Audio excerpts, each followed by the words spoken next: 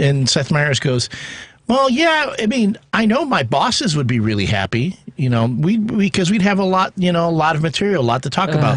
But I'd rather not. I'd rather not have that. Yeah. Because now, of course, now CNN can go back on their outrage machine.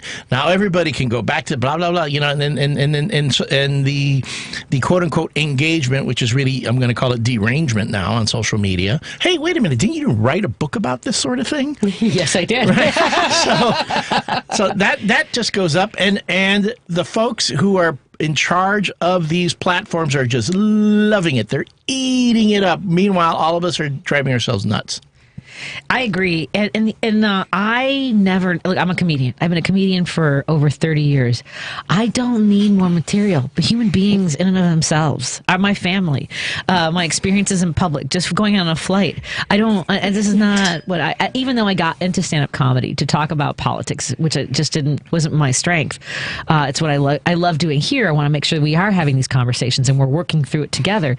But I don't need material. Yeah, it didn't make me happy in 2000. Believe me. I mean, didn't South Park at one point say they can't write anymore? Yeah. Because reality has become stranger than fiction. You're supposed to make fun out of it, right? But it's so extreme. Our reality is so extreme. They're okay, how, what do we do with this? It's already at the point of ridiculous or funny or heartbreaking or panic, whatever. But they couldn't even take that further. Right. And I think this is where I am. And I know it sounds harsh. And I said this last Monday when I came back after being with you in New Orleans, which was just a fabulous trip. And many memories were made, including a historic snowfall. Right. 10 inches. If you're going to go to New Orleans, be there for a snowstorm. It might as well be something that no living human being has ever experienced. Now, was it really 10 inches or what a man says is 10 inches? Yeah, we didn't have that in over 100 years. 100 years. And then Patti arrives. I know. Right? I told her repeatedly it was her fault because a Chicagoan flies in and then something that hasn't happened in over 100 years happens. Yeah. And I'm this is all you. I know. All you. I will not make travel plans that way again. I apologize. I hope that it's wonderful as your nuptials approach, which I have to convince Elliott to join me. We're getting an Airbnb. Elliott, will you come join me in New Orleans? Well, we could drive. We could take Moneypenny. We'll find a dog-friendly Airbnb. Let's hope there is still a New Orleans by the time we get there. Well, you stop it. Stop. You stop that right now. Have you ever been? Have you been to New Orleans? I've never been to New Orleans. Elliott. You'll love it. Yes, I know. You'll love it. You may move there. I definitely want to get some of those po' boys. No, the gumbo. No, the beignets. Beignets, yes. Yeah, we're going down the list, one over the other. Ever since John Favreau showed how to make the beignets it's that particular restaurant that they make the beignets. Café du Monde. Café du Monde. No, that's okay. You were there. There we go. So, also, Café Beignet is very good. Yeah, it is good. But it's because you can order the batter or the mix from Café du Monde. Yes, you can. And he had it and he did it on his show, and I was like, oh man, I want some. Okay, let's go. Me, you, and Moneypenny. We're road tripping. You know how it starts? It's okay, there's 3 of you, right? You go to Café du Monde, and you're I will order one order because it's one beignet each, and then you taste it, and then the following time that you go there, okay, they're mine. Right, you're grabbing your fork, ready to stab your friends. Right, if they try to come after you, order. They are that good. Have you been to the places that do the cream-filled beignets? There were a couple I've seen on TikTok. I don't think so. We went to explore those too next. I mean, just for nothing. Do you like oysters? Yeah, yes, I've had oysters. Raw oysters at Clyde's. Yeah, I've had those. So this guy. So I was about to go to Felix's, I think, for oysters, and the bartender was like, this guy from Scotland, really, salt of the earth kind of guy. He's like, hey, he goes, as a matter of fact, there's a guy setting up. There's a pop-up oyster shucker. Aw shucks, and he does raw oysters and he does grilled oysters. They set up a grill for him outside. Elliott, I'm sure it's good. I was very hard not trying to recreate the Meg Ryan scene, even though they're recreating the Meg Ryan scene for the Super Bowl. But I was like, are they really? I'm sorry. What was that? What were you doing? What are you doing on the radio? So good. I want what she's having. Yeah, exactly. Yeah, they're doing for Hellman's mayonnaise. They're doing the reenactment of Billy Crystal and Meg Ryan at the deli. Yeah, fantastic. But I didn't know that as I was slurping oysters at Clyde's Corner in New Orleans. It was very good. Well, I mean, it's right off the Gulf, so of course you're going to have some good. Oh my God, Elliott! The Gulf of Mexico or the Gulf of America? Oh no! Let's take a break here. More in a moment with our guest. We have in studio You had to go there. author, fill and host here at WCPT, Elliott Serrano joins us. He also writes a comic. He's written comic books that you might want to check out, including Adventures of Grumpy Cat. Grumpy Cat. It's on Amazon.com. You can find Grumpy Cat. And Dr. Suzana Flores. She's a psychologist as well as an author of the books Face Hooked and Untamed. The Psychology of Marvel's Wolverine. I watched Deadpool and Wolverine with my husband, by the way. So good. Yes. So good. So good. Let's take a break. It's so I mean, like, oh my God. Okay. More in a moment. That means just the opening credits alone with his spine and his Oh, yeah, skull. it was good. More in a moment on WCPT 820 Heartland Signal. We can open up the phone lines if folks want to give us a call. You can also text us at 773-763-9278. That's 773-763-9278. More in a moment. Hey Progressives, it's Richard Chu, host of Chu's Views, weekdays from 6 to 8 a.m. here on WCPT.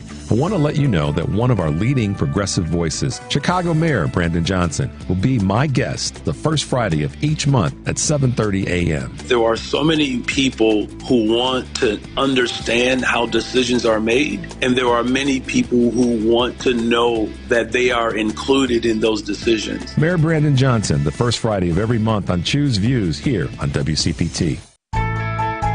Hello, fellow progressives. Attorney Tony Moret here.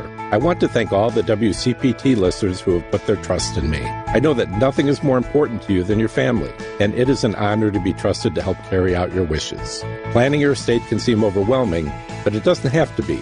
My 30 years of experience will help guide you through this very important process to help preserve your family legacy. Whether it is drafting a living trust or a will, I will be with you every step of the way.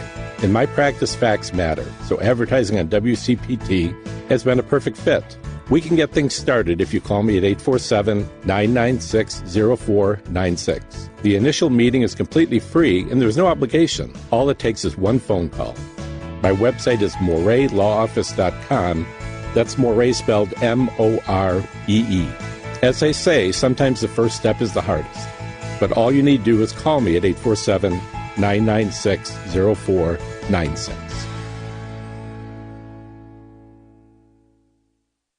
Because facts matter. You're listening to WCPT 820. You're listening to Driving It Home with Patti Vasquez. In your communities, in Chicago. On WCPT 820. Thank you for joining us as we continue to drive it home. I'm your host, Patti Vasquez, in studio with my good friends and my experts as well in various fields. Psychologist, Dr. Suzana Flores, the author of Face Hooked, which was at the forefront, I think, of understanding how participating in social media affects your brain chemistry. Mm-hmm. And here we are at the part of the fruition of all of that nonsense. And because I was telling you that I was following a thread because I have a sort of a mixture of people politically on Facebook that people were celebrating, saying, Canada caved and Mexico caved. And I was like, that's not what's happening.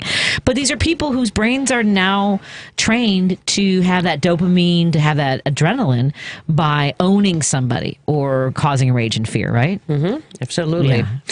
I'm going to tell you a funny story. During the time that I was writing Face Hooked, I did a lot of presentations and interviewed a lot of people. And I found an old PowerPoint presentation that I did, and there was one slide that was like, it was the question, can you imagine what would happen if people in office or Congress or whatever, right, use social media like in any way? And I said, that will never happen. Because honestly, at that time, like you can see it written on there. Well, that will never happen. But just imagine the catastrophe that would happen if they did. You know, like to push their platforms or whatever. Right? Wow. And I was like, and then so I saw it recently and I was like, wow. Right? Like, again, even at that time, I harness that, right? It was hard to, wrap your brain around that. And the Apex is the owner of the biggest platform that Donald had, control of, essentially, is then owned by a Nazi. Right? Somebody who grew up in apartheid thinks that separating people by race and that the whites are the superior. Elon Musk, essentially, that's where we are now. Good times. How are you doing, Elliott? Do we is Facebook up? Folks are asking if we're still having tech issues. I'm not sure if Facebook is up, but I don't know. I know that we're still working on it, especially with the cameras. Here's a text. Just face the facts, Democrats. There's no going back. Too many lies have been told. Too much corruption has been exposed. Too many bridges burned. It's time to pack up and move on. America has disowned you. I know a lot of people want to. I know. I understand. It's Emperor Palpatine again. That happened last week when I was on. There's someone who keeps texting in. It's like, pack it up, Democrats. Democrats have lied over and over again. And move on to what? Move on to what? They want the country to themselves. Yeah. Oh, okay. We don't have to hear from you. Pack it up. This is unnecessary. Anyone who says they're not optimistic about Donald Trump coming into office at this stage of the game is not an honest who's not optimistic. Like how? Okay, this is on January 17th. Well, please tell me, 815. 200. Why are you optimistic? What has been exposed in the last 2 weeks that has shown how optimistic you are? I'm waiting for those price controls. I'm waiting for that plan to bring prices down. I would love the list. Haven't heard that yet. And I'll give you a call. You want me to I'll give you a call right now. You can tell us to our face. No. Hey Jim. Matt's gonna come running here. We don't do that here. Hey Jim, what's on your mind, my friend? Hi, I ran across a Gaelic epitaph that I think applies to Trump, and it goes like this. Here lies Donald Trump, crook, but savage greed aside. He did one truly noble thing. He died. Yes. Wow. Yeah, that's an old Gaelic epitaph, but it applies to this guy without a doubt. But anyway, how about, if this, forget it. What's interesting about this is, what they do is Trump puts out this long dossier of why he did something ridiculous. But what is insane about it, he always puts his picture at the bottom. Now, why in the hell would he put his picture at the bottom? And it's at the bottom of what? He has, say, for instance, yesterday he was explaining why he was doing the tariffs, and it is, demented mind. He didn't write it. I don't know who wrote it for him. But anyway, it's like maybe 7 or 8 paragraphs, and they put it on the news. But at the bottom, at the period, it's got his face, this horrible-looking face with that repulsive smile.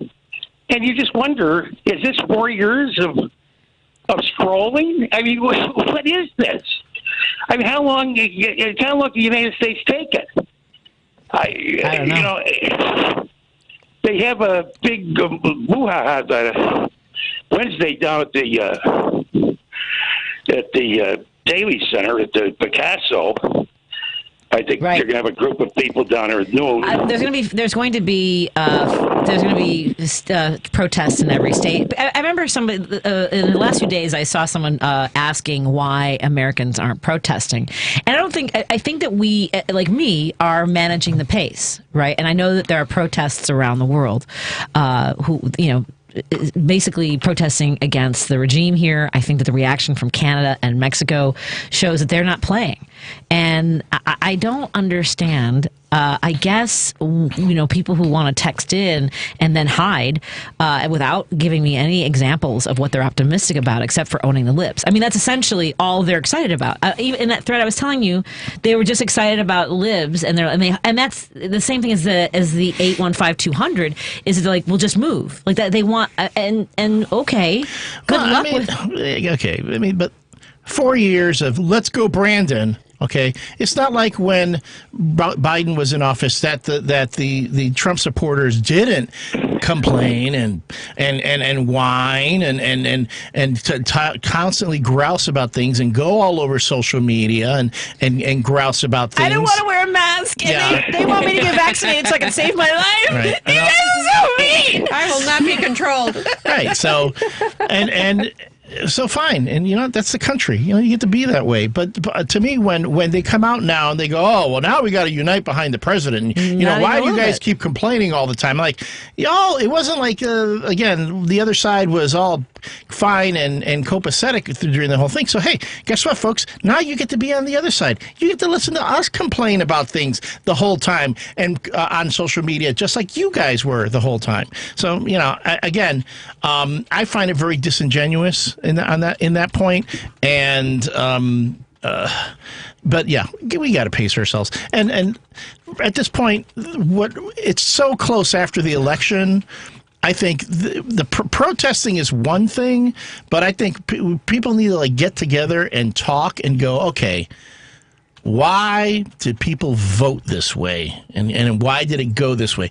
This past week in Elgin, okay, last week in Elgin, there were like protests, about the ICE raids. And they're going, well, which is fine. It was a lot of the Hispanic community was out. I'm saying you want to protest, fine, but hey, you know what you should have been doing? You should have been talking to your Latinos for Trump friends and saying, hey, this is what's going to happen.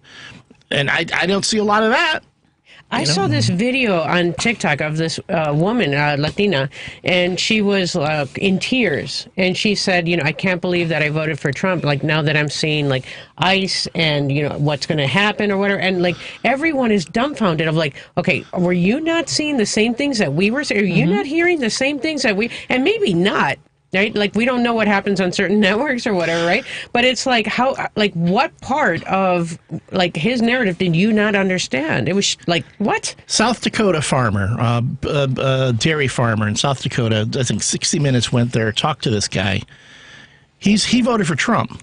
But he goes, you realize that if Trump, starts deporting immigrants, your factories, your dairy farm is going to be affected. I mean, he said at least half of the total workers there. Did you see the construction workers in Florida? They can't finish houses. Yeah. They can't finish houses there. Right. No workers. And all this stuff. Like, well, I hope that doesn't happen. I'm like, but he's been saying it. He said, the farmer himself said, well, I know he says that, but I would hope he's not really going to do that because it's going to hurt us. And I go, but he's been saying it. Yeah, Jim, what was that, Jim? I was going to say, my Republican friends refused to watch the January 6th trial. They watched everything on the internet. They wouldn't watch regular television and watch the trial, watch the witnesses come forward and say how Trump ginned up the riot, how he tried a coup d'etat in the United States, the first one in history. They wouldn't look at that reality. They told me that on the internet and on TikTok and so on and so forth, they saw the FBI rushing the building. This is what they believe. They saw the FBI doing it. They believe this. The FBI actually rushed the building. It wasn't Trump. It was only to discredit Trump. And he actually won the election, but he won the election. I mean, this is honest to God truth. And these are people in their 50s and 60s, and they're telling me absolute nonsense. But it said, Jim, but it says it here. It says it right here. I don't care what it says there. What did you see with your own two pupils? What did you see with your own two eyes? Do you believe what you see with your own two eyes, or do you believe nonsense? That's being willfully blind. Here. Yep, that's being willfully blind. Yeah, but how do you get through to a person who believes? You don't get through to people who are just dumb. I don't know what to tell you. But these are Republicans. Just say, I didn't realize you were so dumb. I'm done talking to you. I'm so sorry the education system and your family failed you. I can't talk to you anymore.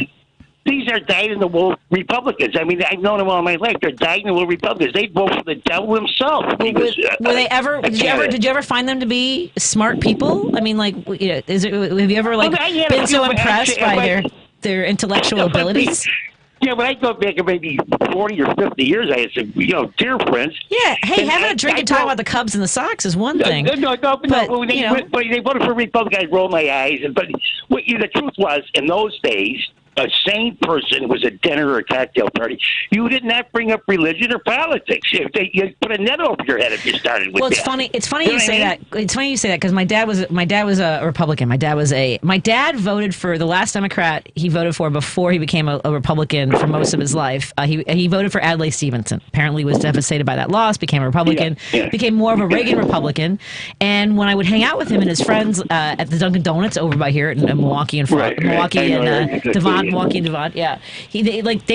would say all kinds of racist crap, and I would have in high school I'd have arguments with them. Like, and I remember one of my big arguments with somebody over Fernando Valenzuela that he could only pitch when he drank tequila and like just ignorant. Like again, ignorant crap. You heard them say ignorant crap, and you just let it slide because they were your buddies at the bar. Right. We let it slide for a long time, and now you realize, oh, well, they're just ignorant, and here we're stuck with them. What if we have a big demonstration, and what if Trump sends that nitwit in and they use the National Guard, and it's like a scene down in Ohio where they shot 4 students dead in the Nixon days. I've been in those demonstrations where there's huge amounts of people. Yep. But with this guy is. I will say this. I think he wants an excuse to fire on us. And that's something I think that's what gives everyone pause in organizing these protests. And Musk would love it. Yeah. Musk would absolutely love it. I got to run some other calls. He would love to see dead people. Yeah, I know. He'd love to see dead people. Absolutely. Yeah, they do. So is the 815-200. They pretty much said as much. Go ahead, Susie. No, I was just saying, I have few friends who are Republican, and they consider themselves fiscally Republican. And they've done so much for me, and I love them as well. Mm-hmm. It's very, very difficult to toe that line. But a lot of it, too, is like our narrative, right? I had a client recently who, diehard Republican, and he kept saying, and we don't talk about politics in therapy, right? But he was using words like, okay, the extreme left.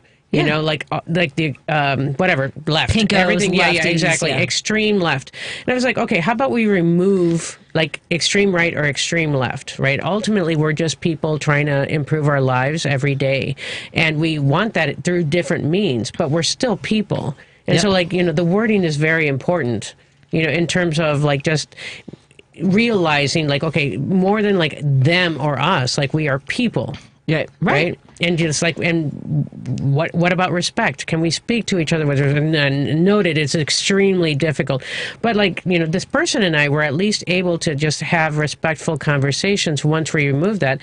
And, for mental health purposes, like once, I asked him like, how about you just give the news a break? And he's like, oh, you're trying to turn me into a Dem. No, I'm not. How about you just give news makes them a Dem? Yeah. Well, like, no, taking information. Like just give yourself a break, a mental break. Right. And then so resistance, right? Like, of course, you're trying to make me into a Dem. And then he eventually agreed after like 1 week, no news. And he admitted like, which, and I get that. Like, I felt better. Yeah. You feel better. Yeah. I just, at this point, in this moment in history, for people who are still looking at all of this and voted for this, and maybe they themselves are not Nazis, but they're not even Nazi adjacent. Now they're Nazi apologists. And it's hard. Yeah. Let me take a break. I've got to take a break here. We'll come back in just a moment on WCPT 820 Heartland Signal. I know the phone lines are full, but give us a call. I think I've got 1 or 2 lines open, 773-763-9278. More in a moment with Dr. Suzana Flores, the author of Face Hooked and Untamed, and Elliott Serrano, who is a fill-in host here at WCPT, as well as a writer of The Grumpy Cat Adventures. Oh, look at that. I got something right. That's not always often. You're listening to WCPT 820. Here's the latest Chicago weather update. I'm meteorologist Ray Miller from the Weatherology Weather Center. Cloudy tonight with a low temperature of 27 degrees and north winds at 15 to 30 miles an hour. Tuesday, partly sunny with a high around 30 and winds out of the north at 10 to 20 miles an hour. Wednesday, chance of snow, freezing rain and sleet with a high temperature of 33 degrees. Not much snowfall, but icy conditions are likely. Thursday, partly sunny with a high around 38 degrees. That's your latest Chicago weather update. Right now, it's 36. This is Chicago's Progressive Talk, 820 AM, WCPT Willow Springs, and online at WCPT820.com, where facts matter. Tom Hartman. Autocrats generally, particularly those autocrats who have narcissistic personality disorder and are sociopaths, as is, in my opinion, Trump, typically do not tolerate high-profile people around them. They want to be the star of the show, and that's certainly been the history of Donald Trump. The only people that he will tolerate around him are people who, when he says, kiss my ass, they fall to their knees. The Tom Hartman Radio Program, weekdays 11 a.m. to 2 p.m. on WCPT 820, where facts matter.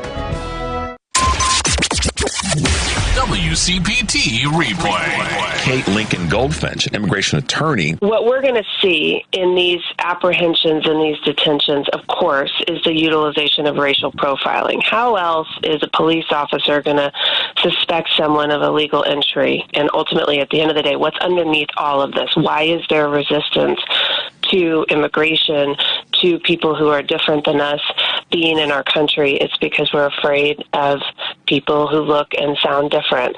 It's a feature of humanity, and it's also a futile effort for people who want to resist change in our demography. It is futile. So we're just going to keep having this battle, and I think all of us, of course, it's incumbent upon all of us to resist anything that looks and sounds and feels like racism, which this is. Keep listening to WCPT 820 because facts matter. Hey Google, play WCPT. Streaming Chicago's progressive talk from TuneIn. Listening to Driving It Home with Patti Vasquez. In your communities in Chicago. On WCPT 820. And live with us are Dr. Suzana Flores, author of Untamed and Facehooked, as well as Elliott Serrano, fill-in host here at WCPT and the author of The Grumpy Cat Adventures. I wonder what Grumpy Cat would have to say about all of the things that are going on right now. So, oh, pretty easy. She go. Democracy is terrible. Let's get to Chris out of Chicago. Hey, Chris, what's on your mind, my friend? Hi. So I've been reading a lot about the Canada as the 51st state proposal from Trump, which is ridiculous, but it's kind of turned into another topic that is really interesting where Canada is saying, hey, blue states, we'll take you guys, and you can become, a part of Canada. So it started off as a joke, but I think it's really like gaining traction on all these, platforms that you're talking about with California, Washington, Oregon, Minnesota, maybe Wisconsin, maybe Michigan, New England, New York, becoming part of Canada. And I know it sounds crazy and it sounds irrational, but at the same time, I feel like we are so culturally and politically apart right now that, Canada is exactly what Democrats want. We want universal health care. We want strict gun laws. We want, pro-choice. We want all the things that they already have. And if Republicans hate us that much, well, then goodbye. Canada is problematic. Another country. Canada is problematic in its own way. And look, I think the problem is that we come at this as Republicans and Democrats, right? Because right now the two-party system is what dominates. Of course, we've tried to have third party, and that was thanks, Ralph Nader. That was a lot of fun, and Jill Stein, go to hell. But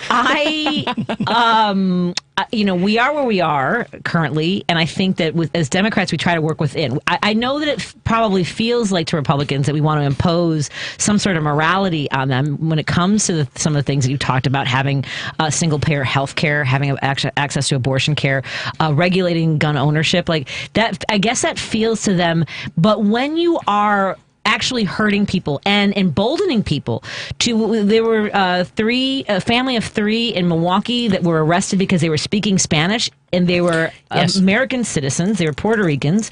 When you have someone pulled over by someone pretending to be a cop, and they take the driver's keys and says, tell me in the 4 years, I guess they'll say the masks and the vaccinations, which was we suffered more than any other first world country in the world when it came to fatalities and in the level of contagion. It's hard. And here's what I think is the big problem, not just here in the United States, but globally, is the oligarchy, is the billionaires, the corporations that are pitting us and creating a lot of these social wars, dividing us even deeper. And I think that's something that we don't know how to tackle. We don't know. I think a lot of people are are moving with their wallets with where they shop. I know that I'm going to be doing more shopping at Costco, less at Walmart and Target and Amazon. There's a website called goodsuniteus.com that you can, if you're shopping and you're like, oh, is this brand somebody that donates more to Democrats or Republicans? You can do that. So those are some of the ways that I see that. But no, I don't see us going to Canada. Do you want to go to Canada? Do you want to become Canada? Mexico. You'd rather go to Mexico? I'd rather go to Mexico. Personally, Canada's nice, though. I like Canada. I've never been to Canada. They're at Toronto, over there on the East Coast. Never been. It's like New York North. Yeah. They really do have their own complications, I think. And there's these 2 British guys that I follow on TikTok. I've ever seen. They love the United States. They defend the United States about how we're thought of as being stupid and not geographically intelligent, all these things, right? But they talk about how, to our caller's point, this is a massive country with state to state. When you see all those those questionnaires about who food from different areas. He's not wrong in that sense. The thing that does unite us I guess, is this idea of the Constitution and the Declaration of Independence. And now we have this very complicated relationship with how we understand that to have a role in our lives. Wasn't the Constitution removed from the website? Mm-hmm. Sure was, yeah. Yep. All right. So for all my callers, we can't. I've got to limit this to like about 2 minutes per call because we are having a conversation. I want my callers to remember that. So I say that because I don't know who to start with here. Who's been on hold the longest? Let me see. It would be. I think it's Paul in Seattle. No, it's actually Dave in Hoffman Estates. It's at 23 minutes. Hey, Dave. Wow. In Hoffman Estates, you're on with Dr. Suzana Flores and Elliott Serrano and myself. What's up? Hey, Patty, long time. Yeah, that protest you're talking about, like I was telling Lady B, how tone deaf are Durbin and Duckworth that you got to actually go down and start protesting to give them a kick in the backside to do what they were elected to do? Yeah, look, I have felt this way. I have felt this way even before this. I felt this way when they wouldn't allow Merrick Garland's hearings. And Duckworth wasn't there, but Durbin was. And they were all like, well, we want to maintain the norms, the traditions. And then Durbin demanding Al Franken resign made me friggin' nuts. Yeah. And, I mean, they've been quiet through all of this other stuff. But seeing the short time, kind of got me to reading and thinking of this one. I'm sure you all have heard it. That First They Came by Pastor Martin Niemöller back in 1946 in Germany. Yeah. Said, first they came for the communists, and I did not speak out because I was not a communist. Then they came for the socialists, and I did not speak out because I was not a socialist. We know. Here's the problem. We are paying attention, and the people who are not willfully ignorant of what's happening. I appreciate the quote, but the thing is that we have got to have people in there like firebrands. I think the people who agree with that quote are paying attention. But I'm saying we have to leave the other people behind and have conversations. What are we going to do next? And I think we need to primary these people. I mean, Durbin's what, 80? Here's the thing that we're talking about in 2 years, right? The next elections. We need to figure. But Dave, I'm sorry, Dave. I'm a little fired up. I apologize for that. How are you doing today, David? All right, good to hear from you. Fundamentally, I think that people need to participate in their communities, find out what food banks need, what the people who are in danger of being rounded up, find out who is in danger. To your point about first they came. Well, then don't wait for the next group. We need to be fortifying and supporting the people who are most at risk right now. So the voting part, I agree. That's why we got to get the voice. I know. We didn't let them. But hey, do you think Trump is really eating this stuff up about the tariff? Figured he's bluffing and seeing these other. They're claiming victory. They're claiming victory and are saying they're claiming victory because their base is that dumb. I got to run, Dave. Yeah, thanks. Got it. Bye. All right. Let me get to Paul in Seattle is next. Hey, Paul, what's on your mind? Yeah, their base is that dumb. And, I have to say, Trump wants to get rid of DEI. Diversity, inclusion, and diversity, equity, and inclusion. We need to start saying all the words. They want to get rid of diversity, equity, and inclusion, which includes people of color, women, veterans, people with disabilities. So I think that we shorten it to where it becomes, because CRT was a thing before, and they couldn't make that stick because no one understood it. Diversity, equity, and inclusion. Say it all. Go ahead. Sorry, Paul. Right. And so then he nominated Pete Hegseth, and now we have DUI. I see. You want to make the joke work. It has to be DEI. All right, fine. All right. He's been waiting. He's been waiting all day for this. Patty, if you explain the joke. Driving under the influence. Say driving under the influence. Let Paul have his moment. Dictators under the influence. Ooh, that's good. Okay. That's a whole show. Do you remember when I said that in New Orleans? We should call it the Ugliarchy. I like that a lot. Yeah. Go ahead. We're having a different show. Go ahead. Comedians always hate when callers make jokes. I know. So you've been waiting for that all that time. Yeah, right. Well, because we try to tee it up for each other, and I hate it when people step on my jokes too. So I appreciate that. I get it.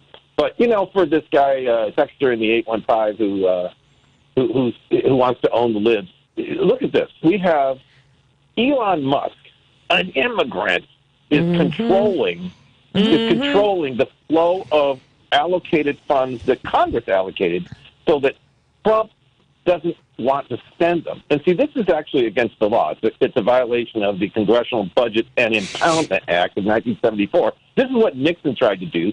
And the Supreme Court actually sided with the Congress and said, no, if you take money that Congress has allocated, you have to spend it. You can't just sit on it. Okay, but here's the problem. This is the problem for Democrats. And why does it matter? Why does the congressional elections matter? Because when the Republicans are in control of both houses of Congress, both chambers of Congress, so Democrats can't take this to court because it has to be either the Speaker of the House or the President of the Senate, and so Democrats they don't have standing to take it to court, and they would win because it is a violation of the congressional budget in the impoundment part of Title X, the Impoundment Act of the Congressional Budget Act. And Richard Nixon eventually had to sign it in just 3 weeks before he resigned. Wow. But then you got this. Now, this guy who thinks that, the Democrats just lie. Okay, let's look at tariffs. Here's how tariffs are going to make prices go up. All prices go up. So let's say you have a tariff that's just... What? I don't have a lot of time, and here's the thing. If you want to explain it to the guy in the 815, it doesn't matter. Like, we've had these conversations about who ends up paying for the tariffs. So over-explaining it makes no... That's why we just have to laugh in their faces, and here's what I say to the 815. That's all I got for him. I gotta run to the break, Paul. I appreciate you breaking it down for us, but I'm short on time. Thank you, my friend. Take care. That was not for Paul. That was for the 815-200. More in a moment on WCPT 820 our land signal.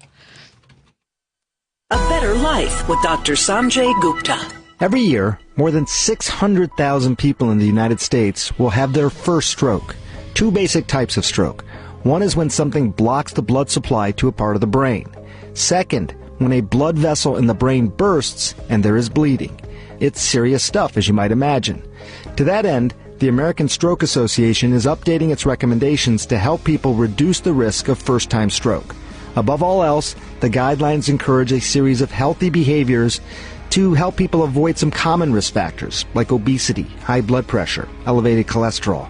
And yes, by the way, these GLP-1 drugs could help here. As always, look out for the telltale sign warnings of a stroke. Be fast, balance loss, eyesight changes, face drooping or weakness, arm weakness or numbness, speech difficulty or slurring. Call 911. I'm Dr. Sanjay Gupta, helping you live a better life.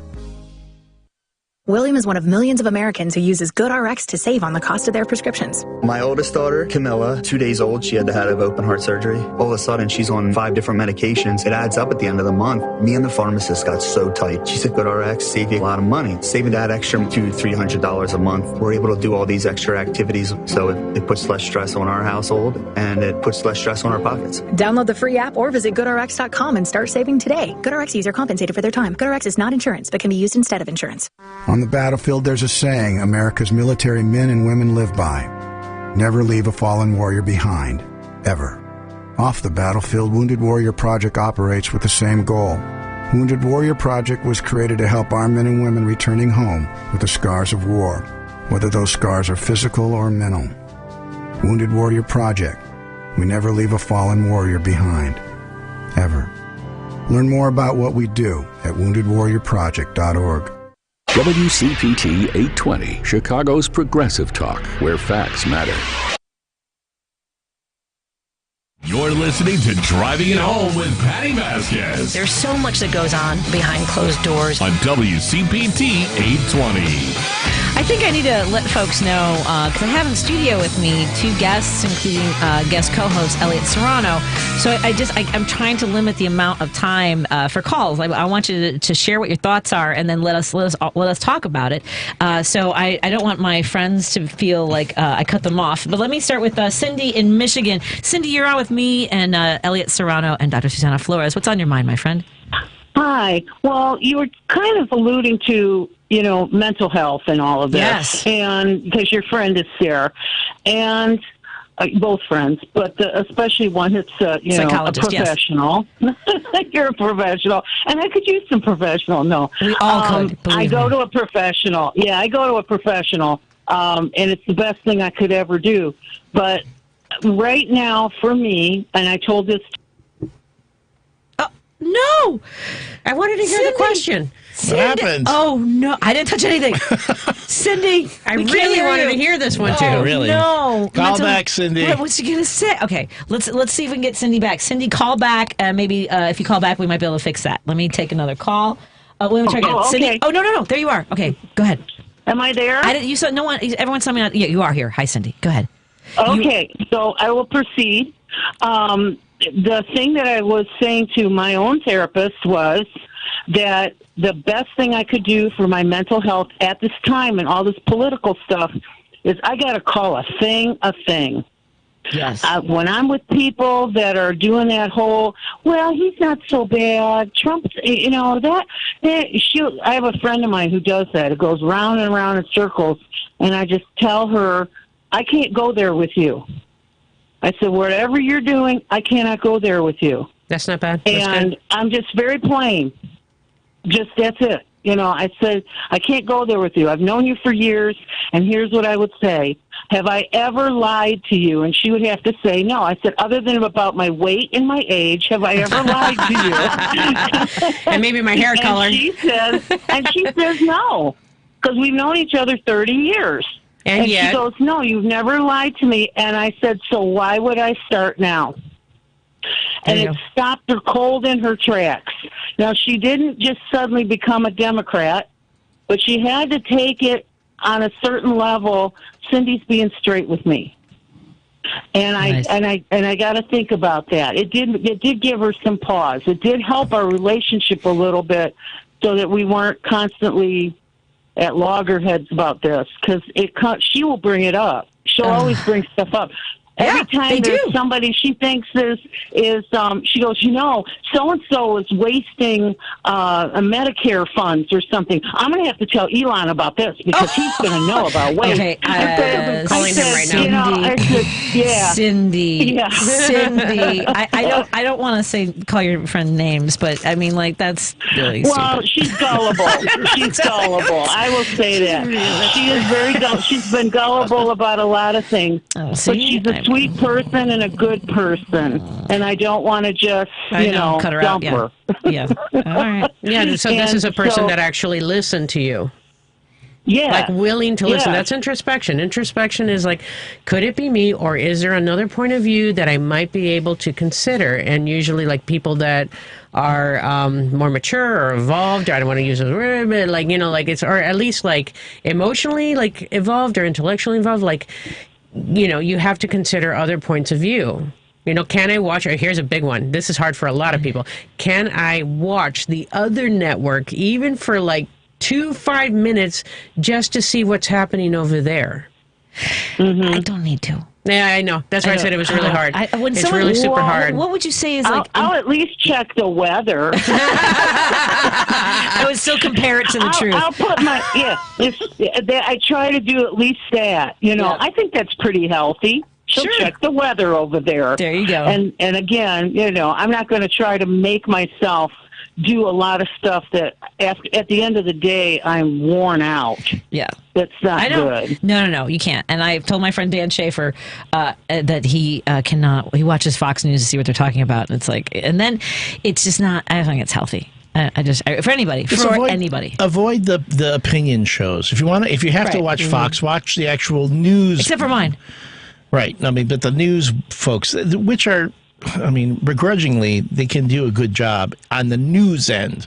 But if you watch the opinion shows or like the Fox and Friends, they're in another reality there. So I've had friends and clients, like they get their news from funny shows like The Daily Show or something. Daily Show, right? yeah. Yeah, because it makes it like, okay, I am informed, but it's a little sorry. At least they make it funny in a way, so like I could tolerate it more emotionally. Yeah. I actually find out more that way because I'm getting more of the subcontext of what's going on besides just a headline or somebody's one opinion. Right. When I listen to Colbert or any of those shows, or like Patty's show. Oh, thank you. Yeah, well, and that's the thing. Yeah. And even with this, I mean, pace yourselves throughout the day of listening to WCPT and shows that agree with you, because it's a lot. We're all reacting emotionally, and don't limit yourself. Like, then come back and listen to our podcasts. And Patty. Yes. Remember to pace yourself too. Okay, I know well, that's why I went to Los Angeles and New Orleans. There you that go. was my pacing. You're on the edge already. What? You're back. It's, Cindy, thanks so much for calling, and my best cheer friend, I guess. you. Let me know what Elon says to her. Tell us all. Let's get to Dan. This is an important story that I haven't even touched on too much, but tell us what's on your mind, Dan. Well, one thing is we're moving to a red state. We can do that. We can afford it. We're retiring. We're in a slower pace of life.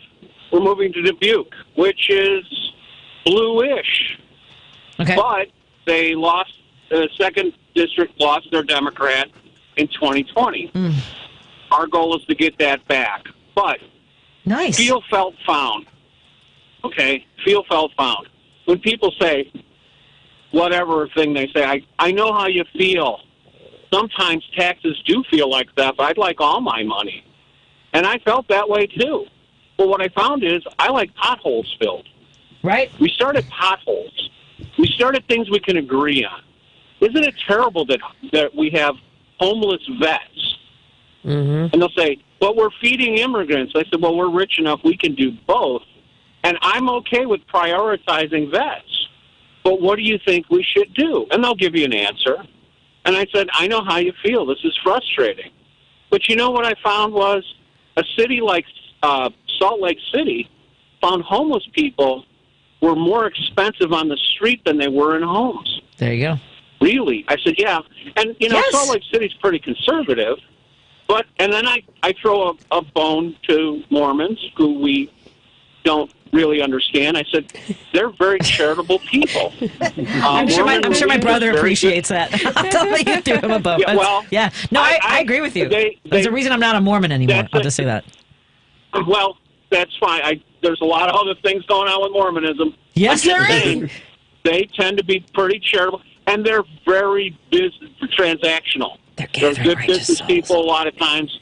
And so they go, look, we get them off the streets. We spend less on policing, ER visits, psychiatric help. And then they go back out on the street. They get sick or whatever, mentally ill. And they go to hospitals. Or they become bad in them. Right. And we have to do the same cycle. If we can get folks a place, that stability, Maslow's hierarchy, they're fed, and things change. No one's going to disagree with you on that. How would you feel if you were outside in the cold? And so we have to start with the problem, not the solution, because the solution for many of my right-wing friends is rugged individualism while they're collecting their Medicaid and WIC money. Exactly. I've got to run to the break. My apologies. Thank you so much for calling in, Dan. Look forward to hearing you again. And Iowa is flippable, according to our friends texting in. More in a moment with Dr. Suzana Flores and Elliott Serrano. We'll be joined by Jen Zanotti to talk about some Motivational Monday topics. And our listeners who are on hold, I will get to your calls after that conversation. More in a moment on WCPT 820, Heartland Signal. Mm-hmm. Still struggling with gas, bloat, constipation, nausea, or diarrhea? Have you tried eliminating foods but felt no change? It's time to call the tummy whisperer, Renee Barish at Digestive Health Solutions. Renee uses targeted testing to reveal exactly what's happening in your gut. Gut bacteria plays a key role in all your body functions, from cardiovascular regulation to brain function. When the gut is imbalanced, you may experience symptoms that extend beyond the gut, such as anxiety, skin issues, poor sleep, or increased risk for disease. Digestive Health Solution uses advanced testing to identify harmful microbes and evaluate the overall balance of the gut ecosystem. Get insights into your health, digestion, and how your microbiome affects all aspects of your body. Stop suffering. Call Renee now at 847-207-2034 or visit thetummywhisperer.com. That number is 847-207-2034. Let's get you feeling better. The Tummy Whisperer. Stop struggling to get your job posts seen on other job sites. Indeed's sponsored job feature helps you stand out and hire fast. Start at Indeed.com/credit. AP News, I'm Ben Thomas. A pending trade war with two neighbors is on hold for 30 days. President Trump agreeing to delay plans for 25% tariffs after Mexico and Canada took steps to appease his concerns about border security and drug trafficking. But Trump also says virtually every country in the world is ripping off the U.S. when it comes to trade. We have deficits with everybody. We help everybody. We've been helping everybody for years. And to be honest, I don't think they appreciate it. European Union Foreign Policy Chief Kaja Kallas. There are no winners in trade wars. If United States and the U.S. start the trade war, then the one laughing on the side is China. All the tariff talk sent stocks gyrating. The S&P recovered after news of the 30-day pause with Mexico. It closed down just 0.8%. Meantime, Mike Hempen reports President Trump's looking to dismantle USAID. Staffers of the U.S. Agency for International Development have been instructed to stay out of the agency's Washington headquarters. But Democrats say that's illegal and are vowing a court fight. President Trump says Elon Musk has found a tremendous amount of wasted money. He does have a good natural instinct. He's got a team of very talented people. We're trying to shrink government, and he can probably shrink it as well as anybody else, if not better. Democrats say Musk is wielding too much power in Washington. Some Democrats tried to enter the agency's headquarters Monday, but they were blocked by officers. Thousands of USAID employees have been laid off and programs shut down in the 2 weeks since Trump became president. I'm Mike Hempen. Salvage crews have recovered an engine and large parts of fuselage and are working to retrieve a wing from wreckage of last week's mid-air collision over the Potomac at Washington's Reagan National Airport. More human remains have also been recovered. 55 of the 67 victims have been identified so far. This is AP News. A three-team trade in the NBA has point guard De'Aaron Fox joining Victor Wembanyama in San Antonio. Two-time All-Star Zach LaVine goes to Sacramento. Kevin Huerter and Zach Collins to the Bulls. A blockbuster yesterday. Gethin Coolball on how it looked last night. The Mavericks were blown out 144-101 at Cleveland in their first game after their shocking trade of superstar Luka Doncic to the Lakers for Anthony Davis. Dallas coach Jason Kidd says his team will need to regroup. It's going to take time. He has been a big part of the franchise for, as you said, 6 years plus. The Mavs were without Davis and Kyrie Irving in the loss. Doncic, Maxi Kleba, and Markieff Morris are headed to the Lakers. Davis and Max Christie to Dallas. The 25-year-old Doncic is a 5-time All-NBA selection. Davis, a 5-time All-NBA pick and 9-time All-Star. I'm Gethin Coolbaugh. The NBA trade deadline is Thursday, 3 p.m. Eastern. New York. And I'm Ben Thomas, AP News. Thanks for listening. This is 820 AM, WCPT Willow Springs, and streaming worldwide at WCPT820.com. We are Chicago's progressive talk, where facts matter. Now, your WCPT 820 weather update. I'm meteorologist Ray Miller from the Weatherology Weather Center. Cloudy tonight with a low temperature of 27 degrees and north winds at 15 to 30 miles an hour. Tuesday, partly sunny with a high around 30 and winds out of the north at 10 to 20 miles an hour. Wednesday, chance of snow, freezing rain, and sleet with a high temperature of 33 degrees. Not much snowfall, but icy conditions are likely. Thursday, partly sunny with a high around 38 degrees. That's your latest Chicago weather update. Right now, it's 36. Being blind doesn't always look how others may think. Retinitis pigmentosa aimed to overwhelm my family. It tried to cut me down. I know where to find support and where I can be seen. Innovative research, educational resources, supportive community. The Foundation Fighting Blindness is leading the charge in finding treatments and cures for blinding diseases. Learn more at fightingblindness.org. A public service message from the Foundation Fighting Blindness. Thanks to the Biden-Harris administration's prescription drug law, people with Medicare now have lower costs and more benefits, including a $35 monthly cap on covered insulin, free recommended vaccines, and a brand new $2,000 cap on out-of-pocket drug costs beginning in January. Finally, thanks to the law, Medicare is now negotiating directly with drug companies, resulting in new, lower prices for 10 of the most expensive and most prescribed drugs in Medicare. Learn more at lowerdrugcosts.gov. Sponsored by the U.S. Department of Health and Human Services. This is WCPT 820, where facts matter. Driving it home with Patti Patti Vasquez, Patti Vasquez. From global conflicts to greenhouse gases, the folks refusing to wear masks says, and politicians getting caught grabbing asses says, she's driving it home with Patti Vasquez. Hey, everybody. I want to say hello to our friends listening on KTNF, AM 950, Minneapolis, St. Paul, the progressive voice of Minnesota. And, of course, listening here on WCPT 820 Heartland Signal in Chicago. For folks who perhaps want to find other ways to listen to us, we also have availability on the TuneIn app, Spotify. You can watch us live. Tech is up. We've been, our friend was telling us that we are and have been the whole show on YouTube. So if you ever have trouble, double check. If you're not getting us on one platform, double check on the other, YouTube or Facebook. And of course, all of our shows are podcasts, including highlighted interviews for each one of our shows, for me, Joan, and Richard Chu. And don't forget, tomorrow on Richard Chu's show, Richard Chu's Views, he'll be joined by Holly Kim, candidate for Lake County Treasurer. We have to pay attention to these local elections. I know folks are talking about what's going to happen in the midterms, but there are elections happening in Illinois, Wisconsin, across the Midwest on April 1st. Of course, we'll be going to Wisconsin to help out with the Supreme Court race as Judge Susan Crawford is vying for that seat. And on Joan Esposito's show from 2 to 5, Professor Joel Ostro will be, I'm sure he'll have a lot to say about what happened today with U.S. aid and other funding that Ukraine relies on. Of course, it's a Jones show from 2 to 5, Richard Chu from 6 to 8 a.m. Joining me in studio is Dr. Suzana Flores. She's a psychologist as well as an author of the books Face Hooked, really at the forefront of how our brain chemistry changes on social media platforms, as well as the book Untamed, and working on another book that my friends in LA, I didn't tell you my friends in LA know you because they're the voices of a lot of characters that also go to Comic-Cons. So my friend Mark DiCarlo is the voice of Jimmy Neutron's dad. Yenny Alvarez is the voice of, anytime you go to Disney World, all the instructions in Spanish are Yenny's. She's also Sparkle in Lego in the Spanish version. She's got a ton of work. She's in Monsters High. Just goes on and on.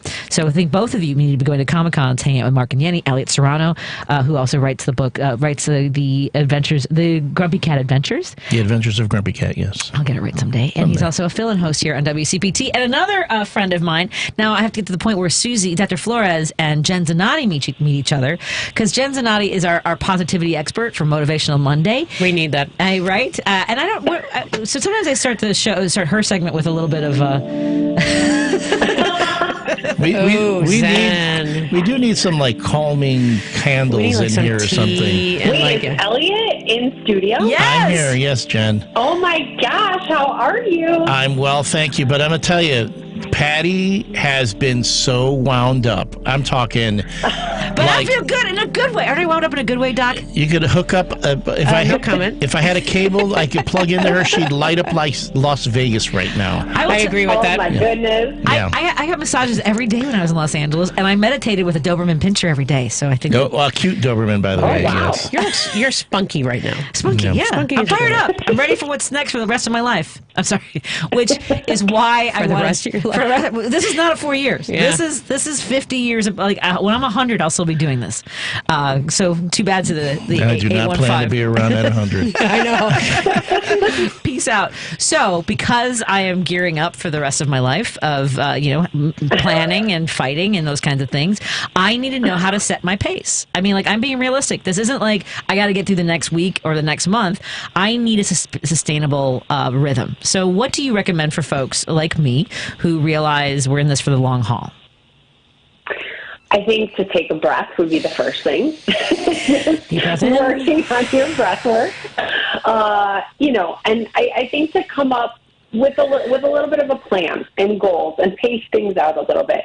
I think we talked about last week, too, about the positive impact you can make in dealing with stress. Of course, these are stressful times. There's a lot of emotions, anxiety, negativity. So trying to figure out how you as an individual can make an impact, can stay positive. We need to feel those feelings, but now you're kind of in this state where you have all this energy, it seems, and you want to just move forward and take some action. So you also, want to sustain that, because that can be hard and that can be tiring. So I think coming up with a little bit of a game plan of what do you want to see big picture, right? So maybe years from now, but what steps can you take daily, weekly, monthly to get there, and just kind of manage that action, manage that stress a little bit. And we've talked about so many times in just managing the stress. Sure, there's breath work, but also meditation, as you talked about, talking to others, friends, community, people, family, to come together in these times. Make sure you're journaling, make sure you're getting in movement, right? So all those things I think are really important to be able to kind of help us manage some of that a little bit. You know what I tell my patients too is, like, when you're having a really especially bad day, asking yourself, what level of control do I have right now? Right. Because in the long run, it's like, okay, you can vote, you can protest, you can write your senators or your congresspeople, right? And beyond that, not that much else. So like, what can I do today to take care of myself? Or redirect that, and love what you said, like, towards redirecting that towards positive action and motivation. Either what can I do about it, or relinquishing at least like some of that stress of like, I cannot like change the world right now, but I can do some things. I can talk to people. I can whatever, right? I love that. And one of the things I talk about with even a lot of my fitness clients and nutrition clients is detachment. And I think right now too, that's something where it's not saying, if you don't care or you're being cold, but I think detaching from certain things, like you just said, doctor, that's great. Like if things we can't control, right, to be able to kind of detach from it and let it go at the moment and look at the things that, are important to us in the immediate present, the things that we can control. What positive things can we do for ourselves, for our loved ones in that moment? So I think kind of detaching from some of the things that we can't control can really help manage our stress. And I think that's kind of in my last hour, we were having some conversations, people who want to explain, right? And I had to pause the conversation because I think that's part of the problem, is thinking we have to convince people of something. And I don't, I think deciding what battles you are no longer going to fight is important too. Letting go of thinking you can win an argument or use facts or the truth, because the truth of the matter is, as you said, is what can I fundamentally do? And part of that is writing, making plans, because that was what has been done for over 50 years to bring us to this point. They didn't care about convincing us of anything. So it's do the work, do whatever that is in your community with organizations that are, whether it's a food pantry, a farmer's market, whether it's homeless shelters, immigration groups, do that and learn from that too. You know what I'm saying? It's not just doing it to feel better, but it's also learning about what kind of tools are used in organizing, don't you think? Absolutely. And I think, as you say, it's hard because I think sometimes people's natural instinct, especially on social media platforms, is to try to convince or try to justify or get into an argument, and we've talked about that just not being so healthy. And what is that changing, right? And so I kind of came up with this list, too, for people to just help manage stress a little bit, but to maybe get away from social media a little bit, or the news or, devices, right? So just, volunteering, I think, and that's something I have written down. That's a great thing that you can do to be able to get out into your community, right? And make an impact. But also, reading, maybe joining a book club, right? Reading up on topics that may be helpful in taking positive steps forward. Going out and even taking a painting class or drawing or doing that on your own time at your house. Nice. Or photography, right? Taking photos, capturing things that are going on in the present outside. We all know exercise, right? Fitness, of course, I would say jiu-jitsu, but we talk about that all the time. Cooking, right? Take that time for yourself to just cook with a loved one, cook with friends. But that takes you away from social media. That's putting you into a different hobby, a different activity, nourishing your body, having fun with that.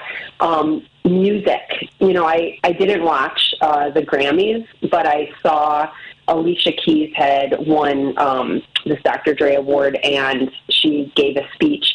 And she was addressing some of the things that were going on, currently. But she was talking about how music is the language that connects us all, and it's just beautiful. So being able to, connect with others, connect with yourself, find songs that you connect to, music, just sitting down and actually listening to music and not doing anything else. We had friends over and did that on Saturday night, and that was just amazing. We put on some, vinyl and records and just listened, and it was awesome. Being able to just write, we talk about journaling, but, even taking that a step further, if you want to experience, your emotions on a different level, or your experiences, your life, your journey, and just kind of documenting that a little bit, and trying to write or doing some creative writing, some poems, whatever it may be. But I think that's kind of a good list. And, this will be on a device, but even movies, shows, that's something that can kind of, take you away from the current news, the social media, the stress, but enjoying that with friends, with a loved one, by yourself. Just kind of being able to zone out a little bit, do something for yourself, some self-care, and just kind of extract yourself from those things. I recommend Deadpool and Wolverine for a movie distraction. I just wanted to share that because I'm a Wolverine super fan. I just thought about this in terms of changing mindset. One of my favorite concepts in psychology is radical acceptance. I don't know if you guys are familiar, but radical acceptance is the total and complete acceptance of a situation as it stands. Now that seems common sense enough, but people think okay, if I accept a situation, then I'm okay with it, and that's not true in the theory, right? Two things can exist at the same time. So it removes us from it gets us to a place of this is what is, at least right now, this is the situation.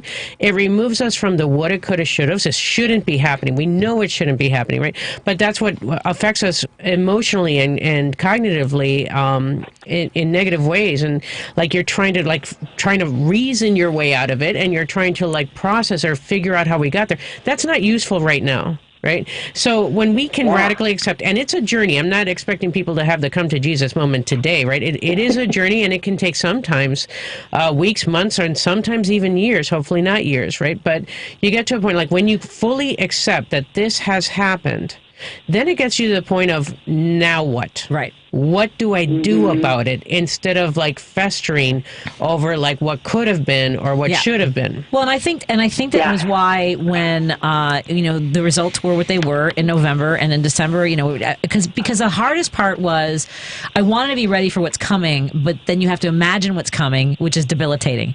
So what I could plan for was how was I going to manage the first 2 weeks, and that's when I made plans to go to New Orleans. I made plans to go to Los Angeles, and I will tell you, I know I come in amped, and Elliott's she's fired up, but I think it would have been a different energy if I'd had to do this for the last 2 weeks. It would have been, now I wanted to manage my own rhythm in the middle of all this. And we need breaks. We need breaks from this. Right. And I have the privilege of having friends who live in these beautiful towns, so I could stay with them. So it worked out for me. I only ate out once in Los Angeles, really. And it was great for us too. Oh, thank you. Thank you. But that's, and traveling too, if you can, even if it's just going to someplace else, on Metro or something, right? Take yourself out of your routine. Absolutely. Yeah. I love that. It is, we're constantly, regardless of what's going on right now, I think, especially here in the United States, we're constant go, go, go, go, go. Right. And sometimes that's great when you have the momentum and you're trying to accomplish goals and crush things, but you can't, you have to allow yourself a break. You have to do that for your mindset, for your body, right? And I think it's good to, if you can't, set up a vacation right now, sure, maybe going to another town, right, and experiencing something, or going away for just a long weekend, going to Wisconsin, going to Door County or whatever, Michigan, somewhere close that you can drive. But I think it's so powerful to have that reset, and it's so needed, and we have to schedule that. I'm a huge scheduler and super organized, but you even have to schedule in that downtime, because otherwise you're not going to get it, and it's essential. But it also gives you something to look forward to, right? So some of my some of my relaxing was, what am I going to do in New Orleans? Where can I go? Where can I walk the dog? I'm dog sitting in Los Angeles. So it gives me something else to relieve that tension and stress of the day to day. So, by the way, Jen, are you traveling to Chicago anytime soon again? When will we see you next? I am. I'll be there February 19th to the 24th. Excellent. All right, I'm gonna try again. I'll have to coordinate. If you're doing jiu-jitsu, maybe I'll try to come out and take a class or something. If you have something for me.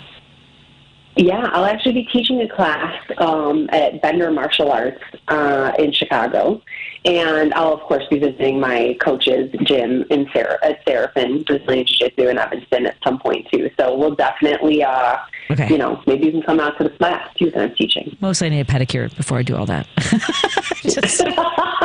Like when that's where your brain goes? Because inevitably there's pictures and then you see like your gnarly toes and you're like, oh, God.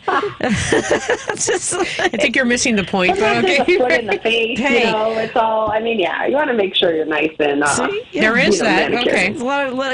It's aggressive cuddling is the way Jen describes jiu-jitsu. Where can folks find out more about the great work you do? Where do you want to direct them?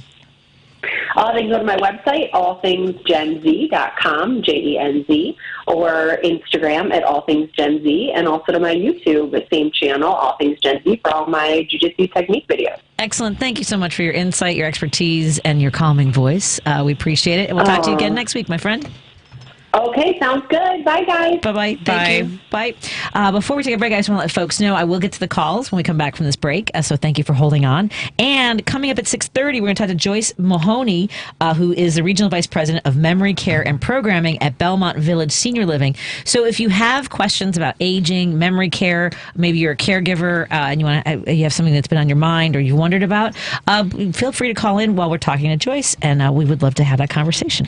More in a moment on WCPT 820. Heartland Signal and KTNF AM 950 Minneapolis, St. Paul.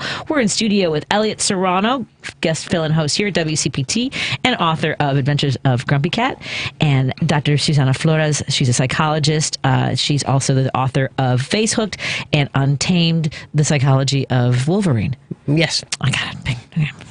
Close enough. Okay. We should write this down for her. I know, right? I know. I try to go off cuff, and you missed one word. What was it? Marvel's Wolverine. Marvel's Wolverine. But still, people know who he is. Not the football players from Michigan. More in a moment on WCPT 820 Heartland Signal. Save big money on Menard's great selection of automotive products. Goodyear Reveal wiper blades have an all-metal frame for added durability. Their blades feature a precision-cut wiping element to ensure your windshield is streak-free. Plus, they're easy to install using a pre-attached universal adapter that fits most vehicles. Pick up Goodyear wiper blades on sale now through February 9th. Plus, check out our weekly flyer on Menards.com for great deals happening this week. Save big money at Menards. This is a WCPT moment in labor. On March 25th, 1911, in Manhattan, a fire at the Triangle Shirtwaist Factory killed 146 workers, who were mostly women. The victims of the fire were unable to leave the burning high-rise building due to the exits being locked and were forced to leap to their deaths from the 8th, 9th, and 10th floors. Locking doors was a common practice to reduce theft and unauthorized breaks at workplaces.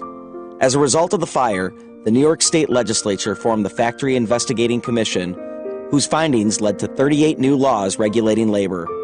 Some of the new laws mandated better egress, the installation of better alarm and sprinkler systems, and increased availability of fire extinguishers. Coincidentally, the American Society of Safety Professionals was formed, which now manages, researches, and consults occupational safety and health across 75 countries. This has been a WCPT Moment in Labor. We are working for your rights. You're listening to WCPT 820 because facts matter. You're listening to Driving It Home with Patti Vasquez on WCPT 820. Thank you so much for joining us as we continue to drive it home. It got very chilly in Chicago. I feel like I've been all over literally all over the map when it comes to temperatures. Oh, really? It was like 50 degrees the last couple of days. There was a point where it was only 4 degrees warmer in Los Angeles than it was here. Oh, really? Wow. Yeah. Well, I appreciated the colder weather because my backyard was frozen. So when my dog would go out back, she wouldn't come back in with muddy paws. Oh. And then it got warm, and all the ice melted. Mud. And my dog loves burying stuff. I'm telling you, the messes I've had to clean up the last couple days, the melting with her. Miss Money Penny. We're going to talk about dogs in a little bit after we talk to our memory care guest, because I want to share something with you guys and get your opinion on when someone dog sits. With Mojo. And even when someone tries to take a dog for a walk and they refuse to go because mommy's not there. Yeah, let's get to our listeners. Roosevelt's been on hold for a very long time. Roosevelt, how are you doing, my friend? Thank you for holding on. Patty. Hey, Roosevelt. Can you hear me? Yeah. Yes. Can you hear me? Yep. Okay. I want to go way back to the beginning of the show, and one of you or somebody had questioned about us as Latinos or Mexican American. Did we get the message about Trump, saying that he was going to deport and do all this and that and all this and that? Well, the way I see it is it's like saying, didn't the women get the message? The white women get the message? That's a good point. Yeah, that's a good point. That's a really good point. Yeah. So what happens here is the main thing is that how they get their information. That goes across the board.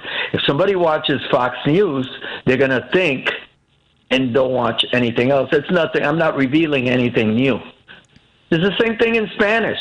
If you guys ever get a chance, I don't know if there's a translation way you could watch it, but to give you an example, it was reported that the deal that they made between the Mexican president and Trump is not only to put 10,000 soldiers from the Mexican side across the border to stop fentanyl, but she also said that you need to stop your guns coming to Mexico and basically terrorizing the small town. She also said you needed to look at the root causes of why people are taking drugs. She talked about the synthetic opioids. I mean, she went on a tirade about it. Right, and it's not just coming from Mexico either. Exactly. It's mostly other countries. Thank you guys for helping me out with this. And then, let me tell you one thing. Most of America didn't hear that part. Am I correct? Yeah. They heard that the Mexican president put soldiers there, and basically that's it, to stop the fentanyl. Generally, the deal wasn't completely revealed because of what I just said. Now, don't you think it would make a difference if that is reported? I guarantee you that wasn't mentioned. Maybe. Again, I'm not as far as how the truth is shared, because it's a done deal. The media outlets have bent the knee; they're licking the boot in many ways, and so again, I come back to what can we fundamentally do as far as you're talking about educating people. If they don't want to know the truth, if they rely on Fox or the half truths or the lies that are being spread by mainstream media, I can't make myself crazy over that. I know it's frustrating. I know you listen to a lot of Spanish-speaking radio, and I know you get in there and you mix it up and you try to share the truth, and that's great. And I think you should keep doing that. It's not the lane that I can occupy. But luckily, it's not only me. There's two other gentlemen. There's two other gentlemen on a daily basis that basically say the things that I say, and the things that are not. The only reason I'm still in that, calling is because they welcome me, because I am the bridge between the typical Mexican American, which thinks this way. This is just me, my opinion. I'm 68 years old. I've been watching all these elections. I've been watching it. I have people that came here without papers and were deported twice, 3 times, and they came back. So the point I'm trying to make is, in general, the Mexican that comes here without paper comes with the concept that both governments are the same, meaning the American government, the U.S. government, and the Mexican government, and they don't work that way. Here it's hard to convince a typical person that came from Mexico, was born in Mexico, that both parties are not the same, meaning the Democrats and the Republicans. And I've tried to prove it. I'm saying I got to run to one more call before we get our guest on, Roosevelt. So I applaud you for fighting the good fight. I just would say pace yourself, because I don't know how much it cuts through. And again, I try to manage the things that I can fundamentally have a positive impact on, and that's showing up for other Democratic organizations, for neighborhood organizations. But I've got to run. Roosevelt, I'll talk to you again soon, my friend. Can I say something real quick? Okay. 5 seconds. Did you guys hear about the boycott of Mexican? Today was a day without an immigrant. Did you guys know about that? Yeah, I'm not sure how it went, but we'll talk about it tomorrow, I'm sure, and see what the results were, the fallout from that. Thank you so much, Roosevelt. I know your son's protesting. I wish him the best, and I hope he's safe. Let me get to Myrna. Myrna, what's on your mind, my friend? Hi. 3 things. Elliott, it's not hard. It's not always easy to discuss with someone who is refusing to listen. So some of us do try to share our view of things, but the supporters, the Latino supporters for Trump, they're not patient and they don't want to hear anything. So it's not that we don't make an effort; it's that they don't want to listen, and it's hard to talk to someone who's not educated enough to listen to you. Second thing. We have a refinery in Whiting, our neighbor, Indiana. They are the 6th largest refinery in the United States. BP Amoco processes, I'm not sure how many states worth of oil, and Canada is the country that provides for them. They provide over 80% of the oil that they refine. 25% tariff is a killer, because that's, like I said, it's the 6th largest refinery in the United States. As far as the president of Mexico, people assume because she's a woman that she's not intelligent enough. She is a excuse me, hold on. Excuse me. She is a doctor, believe it or not. She also shared trying to read this, it's a little too close for me. She's actually Dr. Not just president, but Dr. Claudia Sheinbaum. Her mom was a biologist. Her dad also is I think he was a chemical engineer. So she comes from an educated family. And like I said, she was one of several Nobel Prize winners in 2007 for the United Nations Intergovernmental Panel on Climate Change. Excellent. She is amazing. Yep. No, she's I appreciate the way that she's trying to school Donald. I've got to run because I've got a guest coming up, Myrna. So thank you so much for holding on so long. I appreciate it. All right, take care. Bye. Let's take a break here. We'll continue our conversation. I'm curious as to why our caller on hold also called my business phone. So I'm going to call him and find out more about that in a moment on WCPT 820 Heartland Signal. We'll talk to Joyce Mahoney from Belmont Villages and talk about senior care, memory care, and maybe you're a caregiver and have questions. Let us know. 773-763-9278. More in a moment on WCPT 820 Heartland Signal and KTNF AM 950 Minneapolis, St. Paul. You're listening to WCPT 820. Here's the latest Chicago weather update.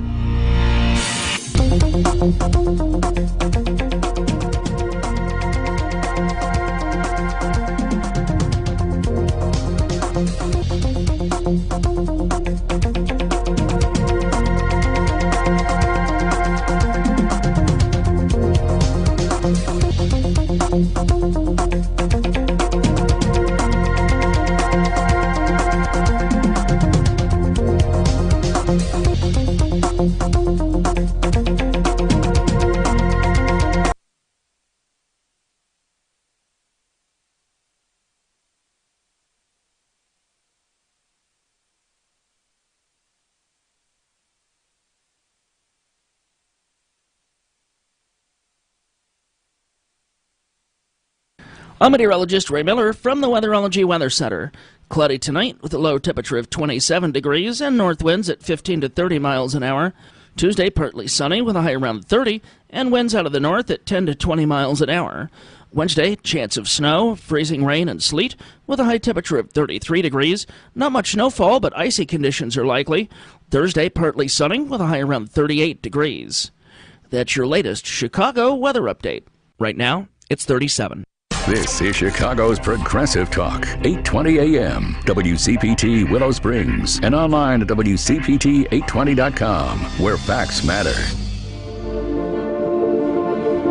As a veteran, you get a lot of advice, but wisdom's harder to come by. A lot of people imagine themselves in our shoes without understanding the weight on our shoulders. The truth is, few can understand the pressure of finding your own way after serving in the military.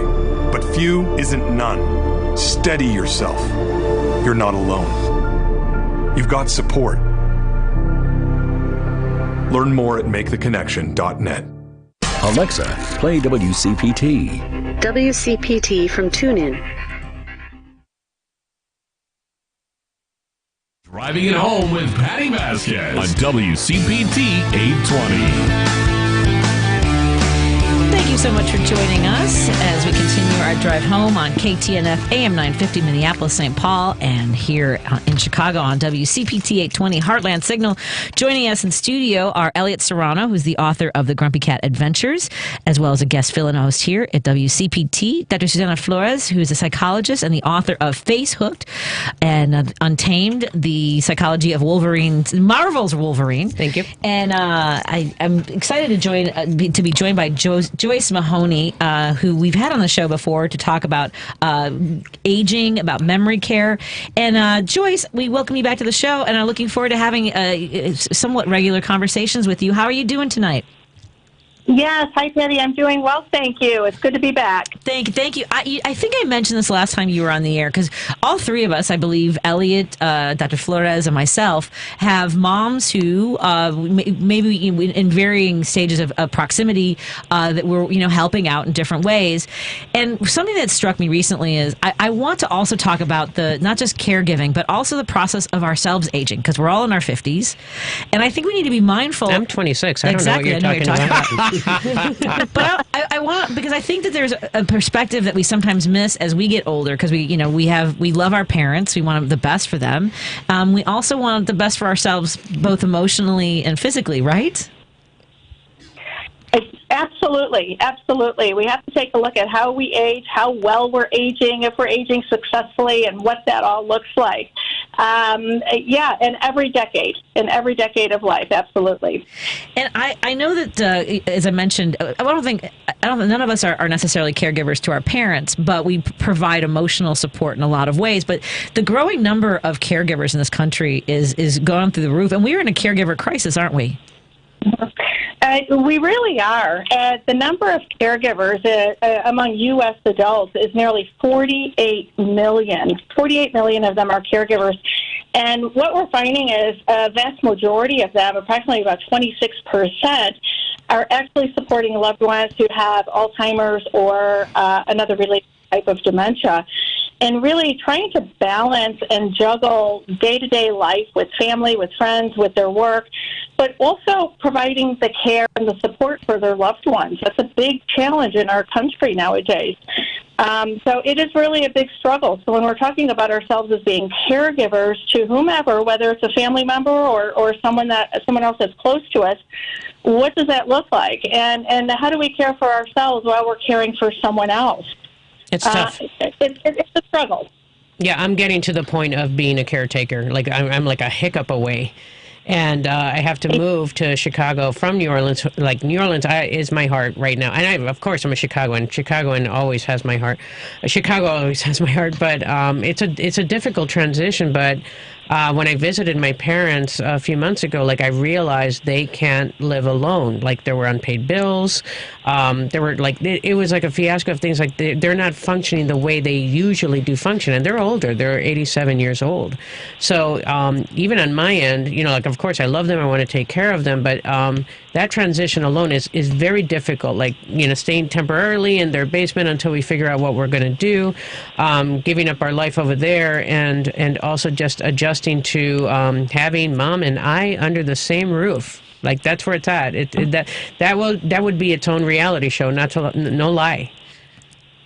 It is. It's really a big change in life, as our parents are aging. And I find myself in that same situation these days with my parents, both of them 89 years old, and some cognitive and some physical impairments. And it really starts changing the way we look at our parents, but how we visit and spend time with them, because now the time is now being spent providing physical care for them, emotional support, versus just visiting them like we did in past years. And the relationship starts changing as well. And so we go from being the sons and the daughters to the actual caregivers and providing that emotional support. So the relationship itself does change. I find myself in a situation where my mom is very independent, takes care of everything every day. She'll be, you guys, my mom is going to be 90 this coming weekend. That's fantastic. And and I do want to find ways to support her so that she feels continues to feel as confident as she is.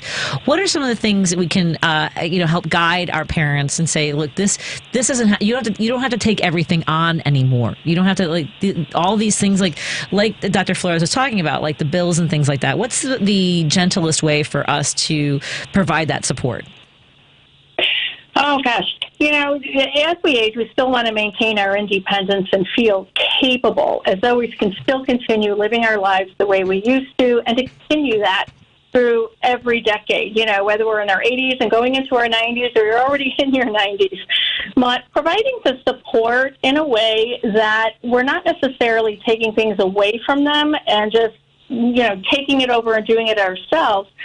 But the best way is to do it with them, not to take it away, but to keep them involved in the process of doing it. So again, they still feel capable. They still feel part of the daily process of paying the bills, maintaining the house, cooking, doing the grocery shopping, whatever that entails.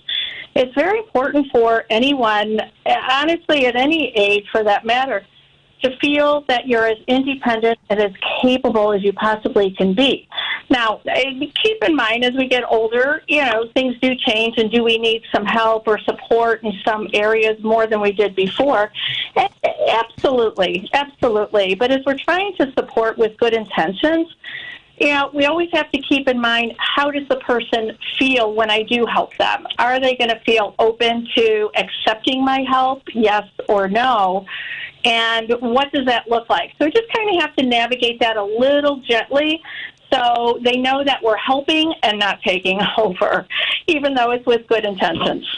And how do we, because there are so many kids of aging parents who are, doing the best we can to help, and it can take its toll, especially if we have jobs, we have kids, how do folks manage their own mental health and be aware of being mindful of what the work that they're doing, because we don't think of it as a work, we think of it as like, I gotta, right? That's I gotta.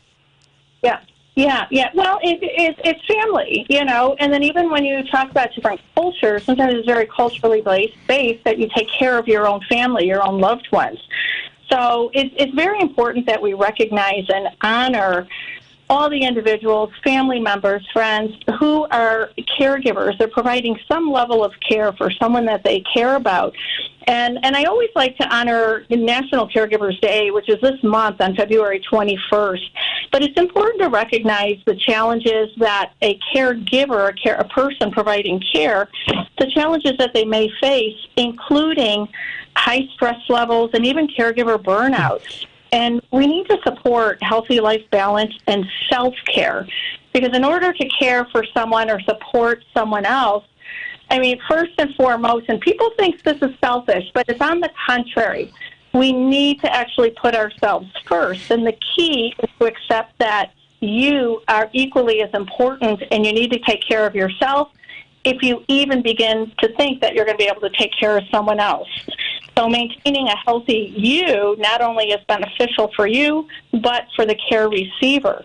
So you want to make sure that you avoid that caregiver burnout and that caregiver stress at any cost, because you just don't want to go down that rabbit hole with that.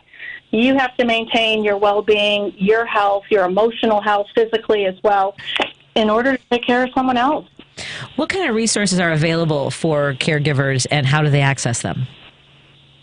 Yeah, you can go online, and again, we at Belmont Village Senior Living, there are a lot of resources actually on our website. There are some tutorials, educational pieces on our website. You can search in there, and you can learn how to care for your loved one. What does that look like? Identifying what their needs might be, and again, identifying some health issues. So I think right up front, you've got to educate yourself. So you can Google online, search caregivers, how to navigate being a caregiver today, but also go on Belmont Village website. There's a lot of helpful hints on there. You've helped a lot of people today. I just want you to know that. I know a lot of folks find themselves in this situation. I do want to write a book someday about, because that would be interesting. I've worked with people, but I want to talk about growing older and accepting help. As it'll be in the next 10 years where I have to accept that I think I told this story to somebody not too long ago. We're on Milwaukee Avenue. It's 4 lanes of heavy traffic sometimes, and I'll think, I can just run across, in between the cars, and my ankle will twitch and be like, I might fall. I don't have the same abilities that I did 10 years ago, and I think we need to come to terms with that and sort of go, okay, I'm not that person anymore, but I'm still who I am, right? That kind of thing. Well, yeah, absolutely. Well, it's so important, because as we age, I always tell people, I said, are you the same as you were 5 years ago, 10 years ago, or even more than that? Nope. Okay, so depending on where you are in your life, certainly not. We're all changing, and that's normal. We age. That's a part of life. But, being able to accept, some help and again, creating your own self-awareness that, I might need a little help one of these days. Yeah. I kids, and, I find that sometimes when they talk to me, it's a little bit different, because I thought, oh, shoot, I'm getting older, so their approach to me is becoming a little bit different, even though I am very capable, I'm very independent, but it's just them showing me that they care and they're looking out for me. So it's a loving touch, and I love that. But I do have to reassure them, it's like, I'm okay, but trust me, I definitely will ask you if I need a hand with something. Yeah, exactly. I think that we have to remember we're not less, and someone who wants to help loves you, and that's an important thing to remember. Thank you so much, Joyce. And again, the website is belmontvillage.com. That's belmontvillage.com, and Joyce will talk to you again soon. And again, folks, the National Caregivers Day is February 21st, so honor those in your life or yourself on February 21st. I'm going to tell my person to get me flowers that day. There you go. Joyce, you have a great rest of your evening, and we'll talk to you again soon. Thank you so much, Patty. You too. Take care. Let's take a break here, and we'll continue our conversation when we come back on WCPT 820 Heartland Signal and KTNF AM 950 Minneapolis, St. Paul. The Big Picture with Edwin Eisendrath, Saturdays at 1 p.m. I'm thankful, really, that anyone could feel they could call into this show and share their real despair and anger. I am. I can only hope that we can get past the disappointment and the anger with each other to once again focus on these longer term and very large fights. The Big Picture with Edwin Eisendrath, Saturdays at 1 p.m. Hey there, it's Carrie Joy with your Work Money Minute.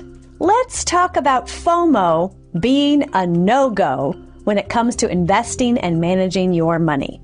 FOMO, F-O-M-O, means fear of missing out. Now, FOMO isn't all bad. I've known a couple Taylor Swift fans who FOMO'd their way to face value tickets and avoided the $1,000 aftermarket, like me. But when it comes to investing, FOMO can be toxic. History is pretty clear about this. Chasing trends that you hear about on TikTok or investing in hot stocks is not going to pan out over time the way a diversified portfolio of index funds will. I want to check in on my investments a few times a year and let time and compound interest work their magic.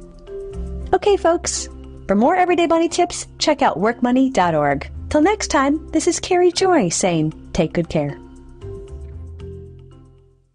The impact of a meal goes well beyond feeding our bodies, because feeling full can sound like this. How did the interview go? I did it! I got the job! I can't believe it! And like this. Mom, I got first place at the science fair with my volcano project. That's amazing, sweetie. Congratulations. Because when people are fed, futures are nourished, and everyone deserves to live a full life. Join the movement to end hunger at feedingamerica.org/act now. Brought to you by Feeding America and the Ad Council.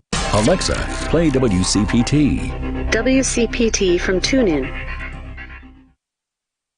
You're listening to Driving It Home with Patti Vasquez. In your communities in Chicago. On WCPT 820. Thank you so much for joining us as we continue our drive home. In studio with Suzana Flores, the author of Face Hooked. What's the second part of that? Face Hooked? Is there a... Oh, wow, I just blinked right now. Yeah. Okay, I keep saying face hooked, and I know there's a second part. How Facebook affects our emotions, relationships, and lives. I just had a brain fart. Yeah, I'm never going to be able to remember that. Face hooked. All the just things go that with she face said. hooked. And Untamed, the psychology of Marvel's Wolverine. Yay! Excellent. And where can folks find your books? Where do you usually direct folks? They are on Amazon, also on my website, nola-wellness.net. Oh, nola-wellness.net. Excellent. Oh, let's make sure people know about that. You should write a follow-up to Face Hooked. I mean, there's so much out there now. What should it be? It's so, like, I don't know. I love that. Told you so. Yeah.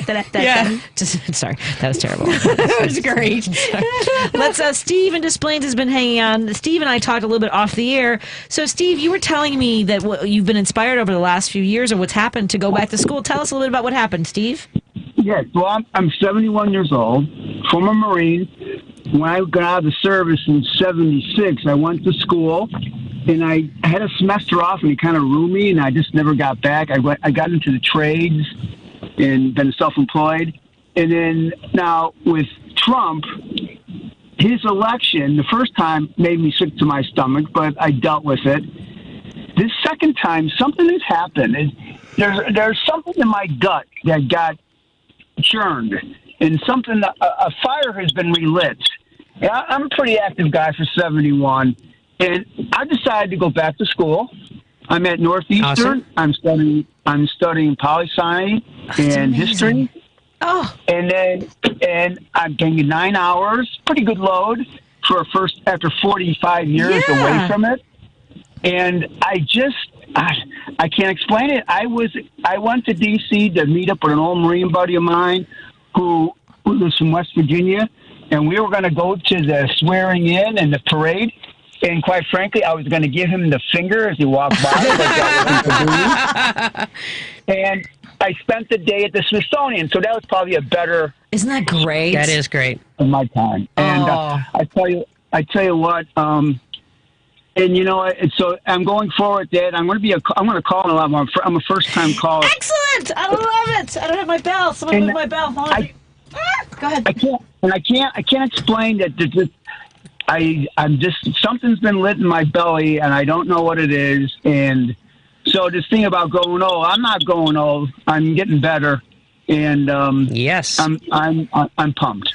Well, I think Semper Fi, my friend, because I know that I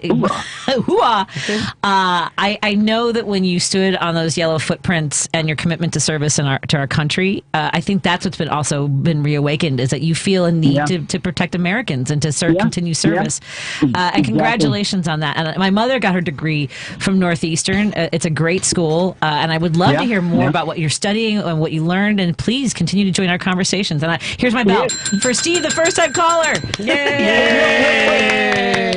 Hey, if I may, real quick, if I do it right, I could have my I can have my 4-year degree at the midterms, possibly. So that's a motivator. Wow, that's great! Congratulations, sir. That's amazing. Patty, let me tell you, I love your jingle. It makes me happy when I hear it. I sing along with it, and I love the part about politicians grabbing butts. I just think that I love yes, because it rhymes with masks. I will try to get Steve Goody because we're going to rewrite the music will be the same, but he's going to rewrite the lyrics to update a little bit for the second term. But I'll try to ask him. I'll try to maybe I'll think about it. If you like it, maybe I'll keep it. We'll see what happens. I love your jingle. All right, I sing along with it when it comes out. Anyway, I appreciate that. Thank you so much. Take care. Bye-bye. I want to thank my guests in studio, Elliott Serrano, who has been one of my closest friends. Like the minute we met, because Han shot first. That's all I have to say to anybody. He always shoots first. And Dr. Suzana Flores, who I met several years ago and have become closer friends in the last years or so, like the last couple of years. And both of you, I want to talk a little bit about dogs because I am not allowed to have one. My son is deathly allergic, and my husband apparently I didn't realize that he's not a dog person. So it was wonderful. Over the course of 2 weeks, I was with a beautiful Lolita who is a Chihuahua, weighs about 3 pounds.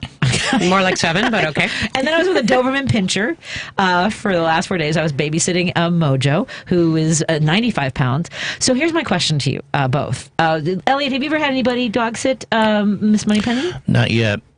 And something I need to look into because, So when you dog sit, I know you have dog sit, do you think you ever do something that you think is going to be problematic for when the owners come back? So what I would do, I was making turkey burgers for myself every day. I just wasn't eating out because I've been spending a lot of money.